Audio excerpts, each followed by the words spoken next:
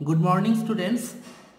এখন আমরা জৈব অণু অর্থাৎ অর্গানিক মলিকিউলসের বেসিসিটি বা ক্ষারকীয়তা কী করে নির্ধারণ করে এবং সেই সম্পর্কিত কিছু সমস্যা আমরা সমাধান করব। প্রথম বলি, আমরা লুইস থিওরি অর্থাৎ লুইস তত্ত্ব জানি। সেখানে বলা হয় কি না, লোন পেয়ার ইলেকট্রন, একটা পরমাণুতে যদি একটা নিঃসঙ্গ ইলেকট্রন যুগ্ম থাকে এবং সেইটা দান করে যারা, অর্থাৎ লোন ইলেকট্রন ডোনার্স, তারাই হচ্ছে বেস। এবং এই লোন ইলেকট্রন দানের ক্ষমতা যার যত বেশি, তার ক্ষারকীয়তাও অর্থাৎ বেসিসিটিটা তত বেশি। সেই বলছিলাম, greater the tendency to donate lone paired electron, greater is the basicity of base. এছাড়া ব্রনস্টেড থিওরি দেখেছি, সেখানে কি বলা হয় না, H প্লাস অ্যাকসেপ্টার অর্থাৎ যারা H প্লাস গ্রহণ করে তারাই হচ্ছে বেস।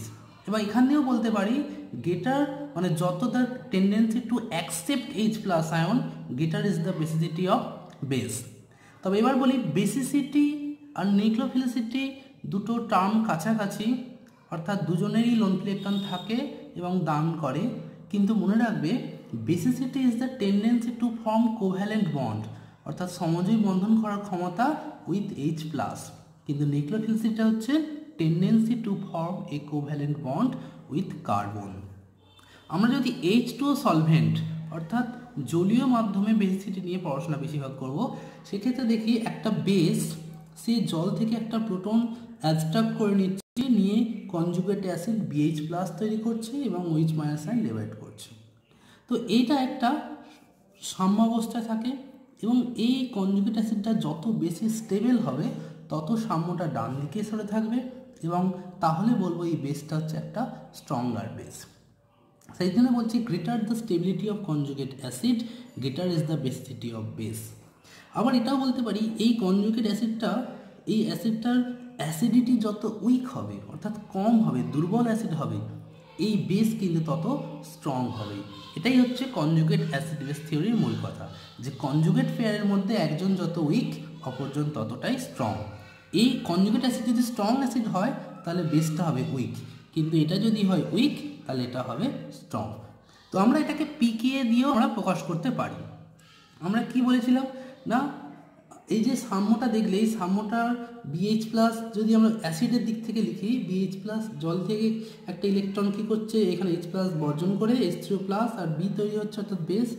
এই কনজুগেট অ্যাসিডটার কে হচ্ছে এটা এবং সেটাকে আমরা পিকেএর মাধ্যমে প্রকাশ করতে পারি। অ্যাসিডিটির বেলায় যেমন আমরা পিকে ইউজ করি, বেসিসিটিতেও আমরা পিকে ইউজ করতে পারি। তবে পিকেবিও ইউজ করা যায়, কিন্তু জেনারেলি আমরা পিকে ভরি পিকে অফ কি কনজুগেট অ্যাসিড। সেটাকে অনেক বই PKH, কোনো ক্ষেত্রে PKBH প্লাসও ইউজ করা হয়। তবে জেনারেলি ফর সিম্পলিফিকেশান আমরা পিকেই ব্যবহার করি। এখানে বলবো যে অ্যাসিডটাকে কী হতে হবে বললাম, উইক হতে হবে। সেই জন্যে পিকে, যে বেসের কনজুগেট অ্যাসিডটার পিকে যত বেশি হবে সেই বেসটা হবে তত স্ট্রং বেস, অর্থাৎ বেসিক স্ট্রেংথ বাড়বে। কি বললাম, with increasing the value of pK of conjugate acid basicity of the base increase করবে। ঠিক আছে, অর্থাৎ যার পিকে যত বেশি তার বেসিসিটিও তত বেশি হবে। এবার আমরা দেখব যে কিছু কিছু ফ্যাক্টরস যার সম্পর্কে আমরা প্রবলেমগুলো আলোচনা করতে পারবো, যে ফ্যাক্টরগুলোর ওপর দাঁড়িয়ে আছে আমার বেসিক স্ট্রেংথ অর্থাৎ ক্ষারকীয়তা। সেটা কি না, রেজোনেন্স অর্থাৎ conjugation, inductive effect, steric effect, solvent effect and hybridisation of donor atom. ঠিক আছে, আচ্ছা, প্রথম আমরা যে প্রবলেমটা আলোচনা করছি সেটা দেখো, which one is stronger base অর্থাৎ কার ক্ষারকীয়তা বেশি between methyl amine that is a aliphatic amine এবং aniline that is a aromatic amine. দেখো পিকে ভ্যালুটা আমি ব্র্যাকেটে দিয়েছি, পিকে মানে এটা মিথাইল অ্যামিনের নয়, মিথাইল অ্যামিনের যে কনজুগেট অ্যাসিড তার পিকে দেওয়া আছে এটা। কিন্তু আমরা মনে রাখবি এই পিকে ভ্যালুটা যার যত বেশি হবে সে তত স্ট্রঙ্গার বেস, অর্থাৎ মিথাইল অ্যামিন স্ট্রঙ্গার বেস দেন অ্যানিলিন, এটা আমার পিকে ডাটা থেকেই বলা যাচ্ছে। কিন্তু যে সমস্ত মলিকুলের পিকে ডাটা দেওয়া নেই সেক্ষেত্রে আমরা স্ট্রাকচার থেকে কি করে বুঝবো সেটা এবার একটু দেখে নাও না। মিথাইল অ্যামিনে মিথাইলের কি আছে, প্লাস আই এফেক্ট আছে। প্লাস আই এফেক্ট মানে ইলেকট্রনটা ঠেলছে নাইট্রোজেনের দিকে, তাহলে নাইট্রোজেন মাত্রা ইলেকট্রন মাত্রা বৃদ্ধি পাচ্ছে। নাইট্রোজেন মাত্রা ইলেকট্রন ঘনত্ব বৃদ্ধি পেলে তার দান করার প্রবণতাটাও বেড়ে যাবে, তাই এর বেসিসিটিটা বা ক্ষারকীয়তাটা বেড়ে যাচ্ছে। কিন্তু এখানে দেখো অ্যানিলিনের বেলায় নাইট্রোজেনের যে লোন পেয়ার ইলেকট্রনটা আছে অর্থাৎ পি অ্যাটমিক অরবিটালে, সেটাই বেঞ্জিন রিংয়ের পি অরবিটালের সঙ্গে কী হচ্ছে রেজোনেন্স করছে, এখানে পড়ছে ইলেকট্রনটা এখানে খুলছে, তাহলে এখানটা মাইনাস হয়ে গেল, নাইট্রোজেনের মাথায় প্লাস। এবার এই ইলেকট্রনটা আবার এখানে পড়বে, এটা এখানে যাবে, আবার পড়বে, ঘুরে ঘুরতে অনেকগুলো স্ট্রাকচার পাবো 5টা, এবং সেখান থেকে যদি আমরা রেজোনেন্স হাইব্রিডটা আঁকি, রেজোনেন্স হাইব্রিড, তাহলে দেখো নাইট্রোজেনটা প্লাস আর অর্ধ কার্বন ও প্যারা কার্বনে ডেল্টা মাইনাস, অর্থাৎ নাইট্রোজেনের মাত্রা যেহেতু ইলেকট্রন ঘনত্ব কমে যাচ্ছে তাই লোন ইলেকট্রন দানের প্রবণতা অনেক কম হবে, অর্থাৎ আমার ক্ষারকীয়তাটা কমে যাবে। দেখো ইউরিয়া আর গুয়ানিডিন, এটা আমি ইউরিয়া নিয়েছি, এটা গুয়ানিডিন, এই দুজনের মধ্যে which one is stronger base যদি বলা হয়, তো আমরা এটাকে কি করব না সেই কনজুগেট অ্যাসিড বেস থিওরি দিয়েই আমরা এটাকে ব্যাখ্যা করতে পারি। কীরকম না, এটাকে আমি H+ অ্যাকসেপ্ট করালে এটা হচ্ছে কনজুগেট অ্যাসিড ইউরিয়ার, এখানে নাইট্রোজেন ইলেকট্রন H+ গ্রহণ করে কী হচ্ছে, এটা তৈরি হচ্ছে, এটা হচ্ছে কনজুগেট অ্যাসিড। এবার দেখো এই কনজুগেট অ্যাসিডটা এখানে রেজোনেন্স করছে, এটা হলো, এখান থেকে আবার এই নাইট্রোজেন লোন পেয়ারটা এখানে দিতে পারে, রেজোনেন্স করবে, যদি এরকম রেজোনেন্স করে তাহলে কী হচ্ছে, এটা দেখো এই তিনটে স্ট্রাকচারই হচ্ছে সেম, অর্থাৎ এটা ইকুইভ্যালেন্ট রেজোনেন্স। ইকুইভ্যালেন্ট রেজোনেন্স হওয়ার জন্য এটা চার্জটা স্প্রেড আউট হয়ে যাচ্ছে তিনটে অ্যাটমে, এবং তাই এটা অনেক বেশি স্টেবল, তাই জন্য বলতে পারি আমরা greater the stability of conjugate acid greater is the basicity of base, সেই জন্য গুয়ানিডিনটা হচ্ছে অনেক স্ট্রঙ্গার বেস দেন ইউরিয়া। দেখো এখানে পিকে ভ্যালু দিয়েছে 13.6, অনেক বেশি দেন ইউরিয়া।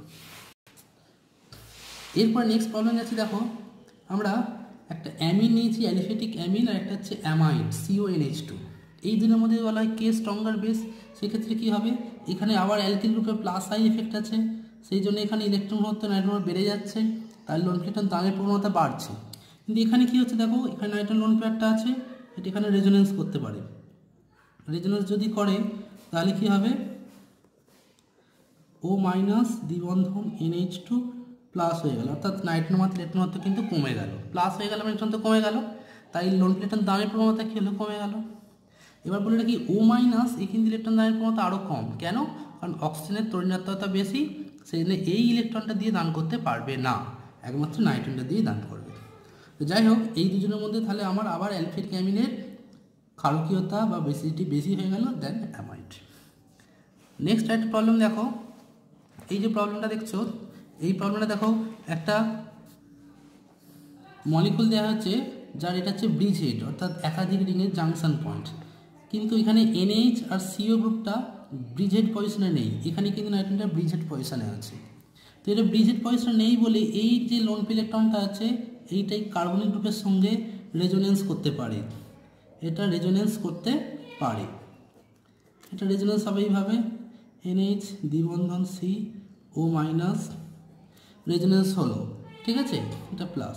কিন্তু এখানে যেহেতু ব্রিজ হেড পজিশনে আছে, এই ব্রিজ হেডের ইলেকট্রনটা আমার কখনো এইভাবে দিতে পারে না, কেন পারে না, কারণ এখানে দ্বিবন্ধন হতে গেলে প্ল্যানারিটি অ্যাটেন্ড করতে পারবে না, সেই জন্য এই লোন ইলেকট্রনটা হচ্ছে লোকালাইজড, কিন্তু এখানে লোন ইলেকট্রনটা হচ্ছে ডিলোকালাইজড উইথ কার্বনিল গ্রুপ, সেই জন্যে এই যৌগটার বেসিসিটি বেশি, কেন লোকালাইজড বলে দান করার প্রবণতা বেশি, তাই এটা হচ্ছে স্ট্রঙ্গার বেস দেন এটা, ঠিক আছে।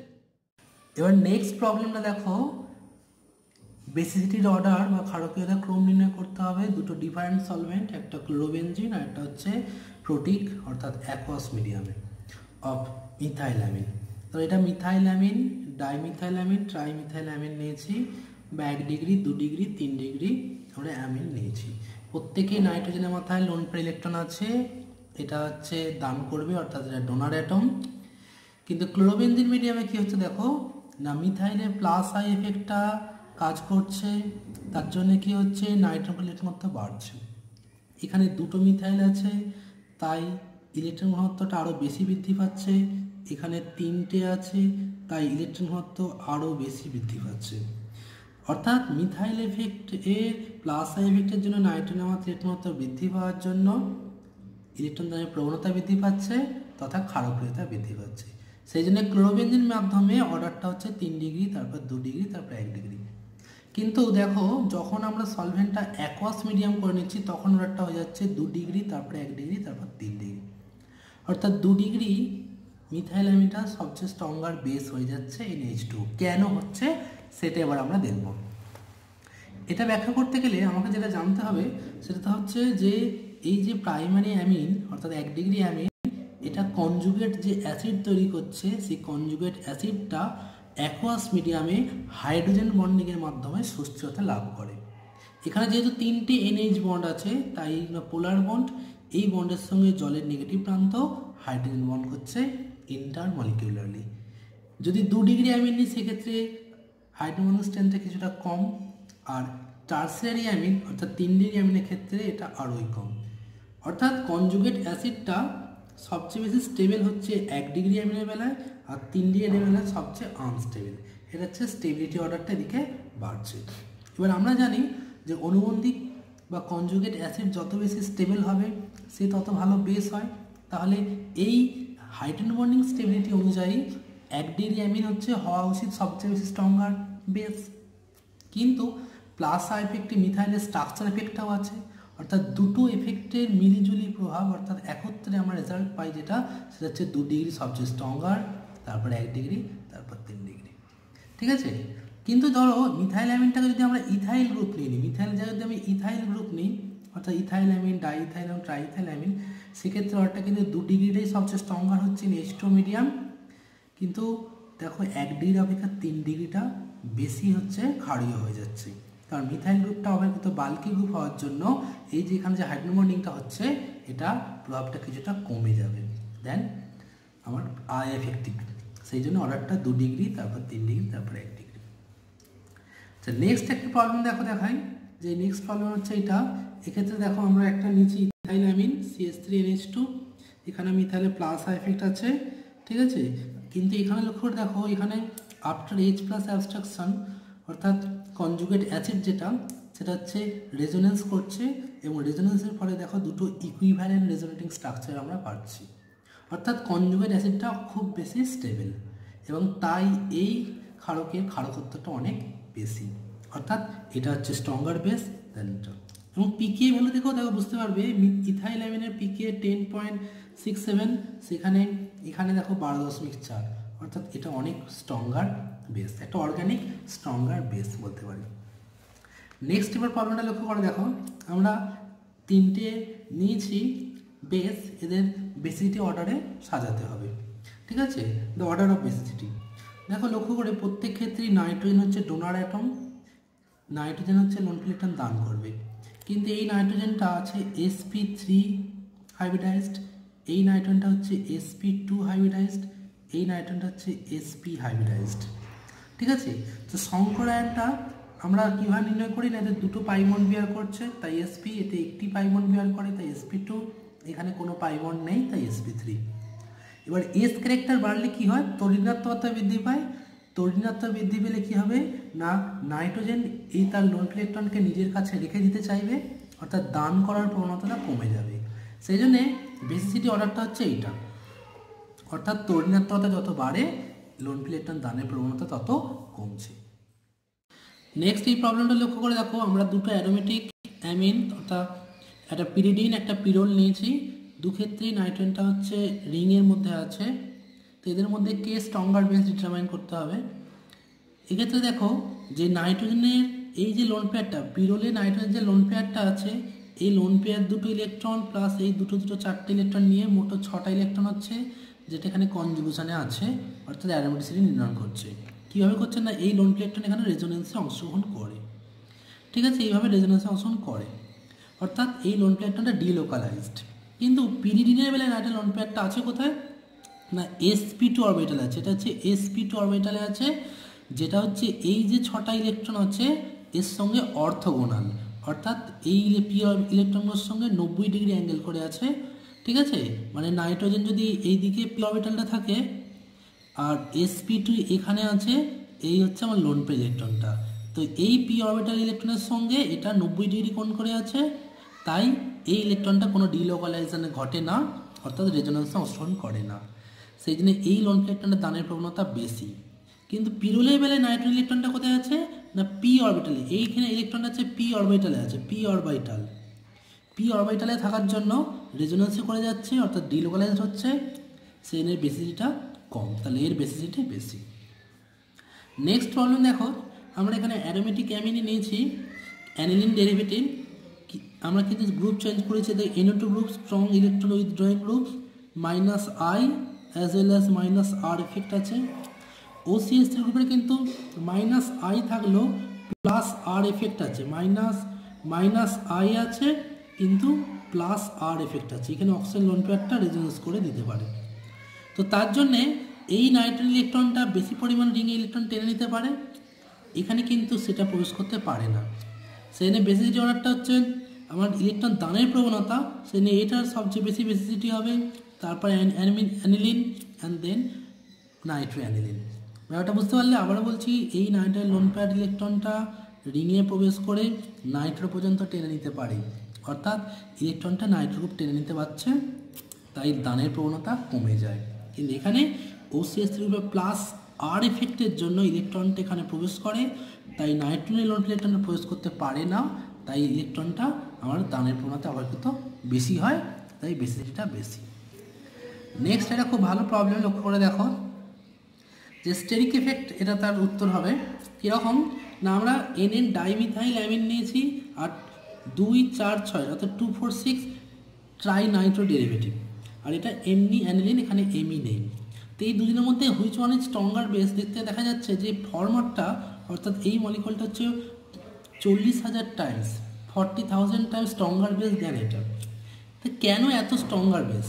তার কারণ হলো একটাই, এখানে এই যে মিথাইল গ্রুপ একটা বাল্কি গ্রুপ, NO2 একটা বাল্কি গ্রুপ, এখানেও তাই দুটো বড় বড় বাল্কি গ্রুপ, এবং এদের মধ্যে একটা স্টেরিক রিপালসান কাজ করে, এবং সেই স্টেরিক রিপালসান থেকে মুক্তি পাওয়ার জন্য কি হচ্ছে দেখো না, এই যে CN বন্ডটা এটা একটুখানি এখান থেকে বেঁকে যায় বা ঝুঁকে যায়, যেটাকে বলছে আমরা লিল্টেড ডাউন, এবং তার জন্য কি হয়, রিং কার্বনের যে পি অরবিটালটা আছে আর নাইট্রোজেনের যে পি অরবিটালটা, এটার কোপ্ল্যানারিটি নষ্ট হয়ে যায়, এবং নষ্ট হয়ে যাওয়ার জন্য এই ইলেকট্রনটা রেজোনেন্সের মাধ্যমে রিংয়ে প্রবেশ করতে পারে না।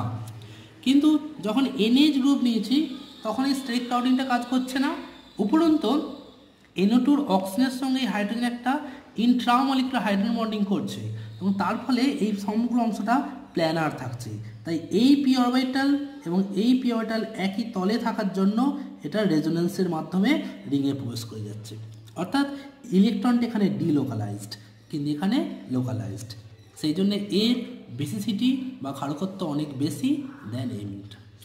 ঠিক আছে, আচ্ছা এবার দেখো নেক্সট একটা প্রবলেম দেখে এখানে, যে আমরা অ্যানিলিন ডেরিভেটিভ নিয়েছি কিন্তু OMe অর্থাৎ মিথক্সি গ্রুপ একবার প্যারাতে একবার মেটায় একবার অর্থই নেওয়া হয়েছে। এক্ষেত্রে দেখো ইলেকট্রনটা এখানে হচ্ছে আমার বেসিসিটি সবচেয়ে বেশি কি হচ্ছে না, প্যারার সবচেয়ে বেসিসিটি বেশি, তারপর অর্থ, তারপর মেটা। তাহলে প্যারা অর্থর বেশি দেন মেটা কেন? কারণ অক্সিজেনটা মেটা পজিশনে থাকার জন্য আর এফেক্ট এইখানে ইলেকট্রনটাকে পৌঁছাতে পারবে না, কিন্তু প্যারা আর অর্থ থাকলে এর প্লাস আর প্রভাবের জন্য এখানে ইলেকট্রন পৌঁছে যাবে, তাই নাইট্রোজেনের ইলেকট্রনটা প্রবেশ করতে পারে না। এছাড়াও OMe গ্রুপের মাইনাস আই প্রভাবটা আছে, ঠিক আছে, তো সেই কারণে এই দুটো ইফেক্টের জন্য কি হচ্ছে, এখানে ইলেকট্রন টেনে নিতে পারছে, সেই জন্যে সবচেয়ে বেসিক হচ্ছে প্যারা, তারপর অর্থ অ্যান্ড দেন মেটা। আরও একটা প্রবলেম দেখাই, দেখো আরও একটা প্রবলেম দেখাই, এই যে প্রবলেমটা দিয়েছি এখানে দেখো লক্ষ্য করে, এখানে হচ্ছে আমরা কিছু আয়ন দিয়েছি, যেমন ট্রাইমিথাইল মিথানিয়াম অক্সিজেন, ঠিক আছে, বা টার্সিয়ারি বিট অক্সাইড আয়ন, এটা হচ্ছে মিথক্সাইড আয়ন, ফেনক্সাইড আয়ন, এটা হচ্ছে অ্যাসিটেট আয়ন। তো এদের মধ্যে কার বেসিসিটি বেশি দেখতে গেলে এখানে অর্ডারটা দেওয়া আছে, তোমাকে ব্যাখ্যা করতে হবে কেন। তো আমরা এটা দুভাবে বলতে পারি, কারণ এদের যে কনজুগেট অ্যাসিডে যদি চলে যায় তাহলে এইগুলো অ্যাসিডগুলো পাবো। এবার এদের মধ্যে কে stronger acid, acetic acid stronger acid হলে এটা হবে উইক বেস। আবার টার্সিবিটাইল অ্যালকোহল এটা হচ্ছে সবচেয়ে উইক বেস, সেটা এটা হচ্ছে স্ট্রঙ্গার একটা আমার এখানে উইক অ্যাসিড, এটা তাই এটা স্ট্রঙ্গার বেস। ঠিক আছে, এইভাবে বলতে পারি। আবার এইভাবে বলতে পারি যে এখানে অ্যাসিড আয়নটা ইকুইভ্যালেন্ট রেজোনেন্সের মাধ্যমে সুস্থতা লাভ করছে, তাই লোন ইলেকট্রন দানের প্রবণতা এখানে কম। ফিনক্সাইড আয়নটা এখানে ইলেকট্রনটা রেজোনেন্স করছে, তাই এখানেও কিছুটা কম। এখানে মিথাইলে প্লাস আর এফেক্ট আছে, ইলেকট্রন ঘনত্ব বাড়িয়ে দিচ্ছে, তাই এখানে ইলেকট্রন দানের প্রবণতা কিছুটা বেশি এবং এটা লোকালাইজড। এটাও লোকালাইজড, কিন্তু এখানে 3টে মিথাইল গ্রুপ আছে, তাই অক্সিজেনের উপর ইলেকট্রন আরও বেশি বেড়ে যাচ্ছে, তাই লোন পেয়ার ইলেকট্রন দানের প্রবণতা আরও বেশি, অর্থাৎ এটা সবচেয়ে স্ট্রঙ্গার বেস। শেষ তোমাদের একটা প্রবলেম বলছি যে প্রোটন স্পঞ্জ ব্যাপারটা কি না, এরা হচ্ছে খুব স্ট্রং অর্গানিক বেস, এবং বেসটার কারণ হচ্ছে কি to relief of steric strain, অর্থাৎ স্টেরিক স্ট্রেন থেকে মুক্তি পাওয়ার জন্য এদের ইলেকট্রন ত্যাগের প্রবণতা তথা H+এর প্রতি আসক্তিটা তীব্র হয়ে যায়। যেমন ধরি একটা ন্যাপথলিন ডেরিভেটিভ নিয়েছি, যেখানে 1,8 পজিশনে দুটি ডাইথাইল অ্যামিন গ্রুপ আছে এবং তাদের দুটো লোন পেয়ার ইলেকট্রন পরস্পর খুব ক্লোজ হয়ে যাওয়ার জন্য এদের মধ্যে একটা পেরি ইন্টারাকশন কাজ করে, অর্থাৎ মলিকুলটা স্টেরিক্যালি আনস্টেবল। কিন্তু H+ কে যদি সঙ্গে পায়, সঙ্গে সঙ্গে H+ ধরে নিয়ে যে কনজুগেট অ্যাসিডটি তৈরি করছে সেটা টু স্টেবল। কেন? কারণ এখানে ইন্ট্রামলিকুলার একটা হাইড্রোজেন বন্ডিং হচ্ছে বা ব্রিজ মতো তৈরি হচ্ছে এবং সাইক্লিক, এর ফলে এই অংশটা অর্থাৎ কনজুগেট অ্যাসিডটা টু মাচ স্টেবল দেন এইটা, এবং অর্থাৎ রিলিফ অফ স্টেরিক স্ট্রেন হওয়ার জন্য তীব্র আসক্তি টু H+, এটাকেই আমরা বলছি প্রোটন স্পঞ্জ। এরকম আরও উদাহরণ আমরা দেখতে পাই। দেখো যে এই যে মলিকুলগুলো নিয়েছি, এক্ষেত্রেও দেখো যে সাইক্লিক সিস্টেম আছে, এখানে নাইট্রোজেন দুটো খুব কাছাকাছি ক্লোজ, এদের মধ্যে রিপালসান কাজ করে এবং তারা তখন সহজে H+ ধরে এবং এরা হয় খুব strong base, strong organic base. ঠিক একই ক্ষেত্রে এই মলিকুলটাও হয় স্ট্রং বেস বা এরা প্রোটন স্পঞ্জ এর উদাহরণ। ঠিক আছে, থ্যাংক ইউ, তোমরা বুঝতে পারলে আশা করছি।